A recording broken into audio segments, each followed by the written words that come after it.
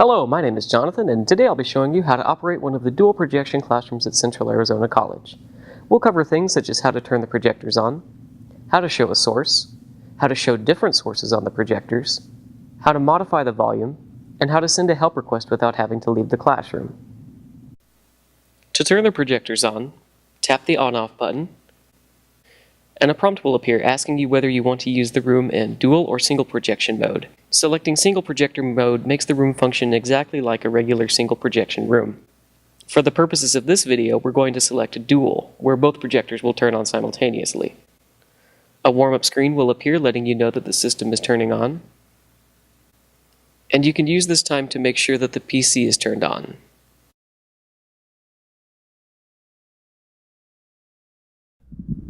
The keyboard and mouse for the PC are located in a tray inside of the desk. To access the keyboard and mouse, simply press down on the locking mechanism on the tray and pull out. This tray is never locked.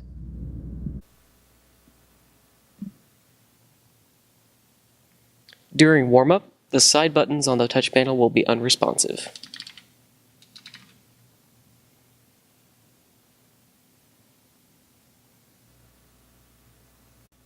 When the system has finished warming up fully, a source can be selected for viewing. The buttons on the far left-hand side of the touch panel correspond to sources that you can show on the projector. If I wanted to show the PC, I would press the PC button, and after a short time the PC image appears on the projectors. In dual projector mode, the projectors show the same source by default. To show the document camera on the projectors, I can press the document camera button, and when I do this you'll see that there are 4 buttons available for us to push. We can zoom in on the document. We can zoom out of the document. I can turn on the lamp on the document camera. And I can turn that lamp off. To show the Blu-ray on the projectors, I press the Blu-ray button. And you'll see that there are several buttons available for us to push that control the DVD player. The buttons on the left-hand side of the page allow me to control the disc playback. For instance, I can pause. I can play, I can fast forward, I can rewind, I can skip ahead, I can skip backwards, and I can exit the DVD entirely and return to the main menu.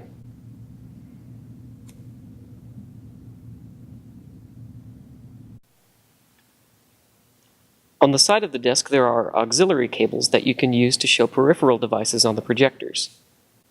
To select one of these peripheral cables, first you'll press the Sources button, and you'll see 4 buttons appear on the touch panel. The first 3 of these buttons correspond to the auxiliary cables on the side of the desk. When you select one of these sources, you'll see that a picture of the corresponding cable appears on the panel. HDMI aux is typically used with newer laptops.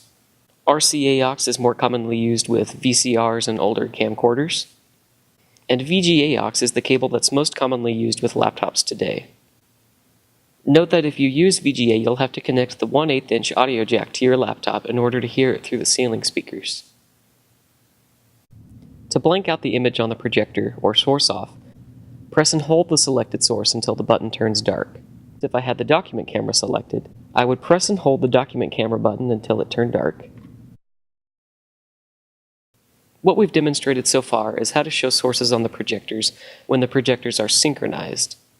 To show different sources on the projectors at the same time, we have to unsynchronize them. To do this, we press the Controls button on the right-hand side of the panel.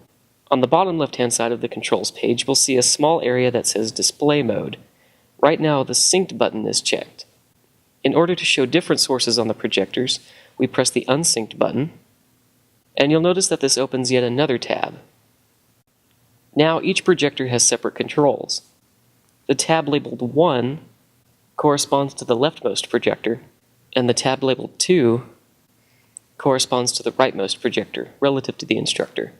If I wanted to show the PC on projector number 2, I would make sure that the number 2 tab is selected, and then I'd press the PC button.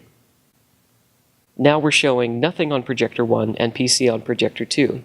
If I wanted to show the document camera on projector 1, I select the 1 tab, and then I select the document camera. And now we're showing the document camera on projector 1 and the PC on projector 2. There are many different source to projector combinations. I can show the Blu-ray on projector 1 while showing the PC on projector 2. I could switch over to projector 2 and change it to the document camera, or I could even show the same thing on both projectors while they're unsynchronized.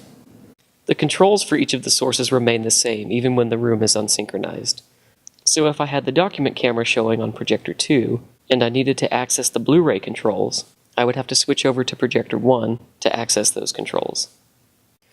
The volume controls for dual projector rooms are different than the controls for single projection or ITV classrooms. In dual projection rooms, when the projectors are unsynced, there are two separate volume controls for either projector, and audio is only heard from the source selected on the active projector. So for instance, if I play my Blu-ray, since projector number 1 is selected, I hear the audio from the Blu-ray player. But if I decide to switch back over to projector 2 and control the document camera, then I lose audio from the Blu-ray player until I switch back to projector 1. The volume controls are on the far right-hand side of the touch panel. To increase the volume for the active projector, press the volume up button on the right-hand side, or you can press the volume down button to make the volume quieter. If I wanted to mute the audio entirely for the active projector, I press the small mute button on the bottom right-hand corner of the touch panel. Note that when projector 1 is muted, the volume up and down buttons will blink green. Press the mute button again to unmute the audio on the active projector. If I switch over to projector number 2, we see that the volume changed from 39 to 40%. And this is the volume of projector number 2. Notice how changing the volume here does not affect the volume level for projector number 1. And when I switch back to projector number 2, its volume has remained at 61%. Pressing the mute button when projector number 2 is active makes the volume up and down buttons blink red. The volume controls for both projectors are the same, so if I wanted to unmute the audio for projector number 2, I just press the mute button again. To synchronize the projectors, I navigate back to the controls page by pressing the Control tab on the top of the screen, and I change display mode from unsynced to synced. Notice that when you do this, the projector number 2 tab disappears, and whatever was showing on projector 1 now appears on projector 2. And I can close the Controls tab by pressing and holding the Controls button until the Controls button turns blank. If you need assistance at any point during your class, press the Help button on the far right-hand side of the touch panel, select one of the pre-canned messages on the bottom of the page, and then press Send. This message will be transmitted to the IT Help Desk, and you may receive a message from them which will appear in the From Tech area. To close the Help tab, I press and hold the Help button until it turns blank. When you're finished using the system, you can turn the projectors off by pressing and holding the on-off button for 3 seconds. Both projectors will start to cool down, and a progress bar will appear on the screen.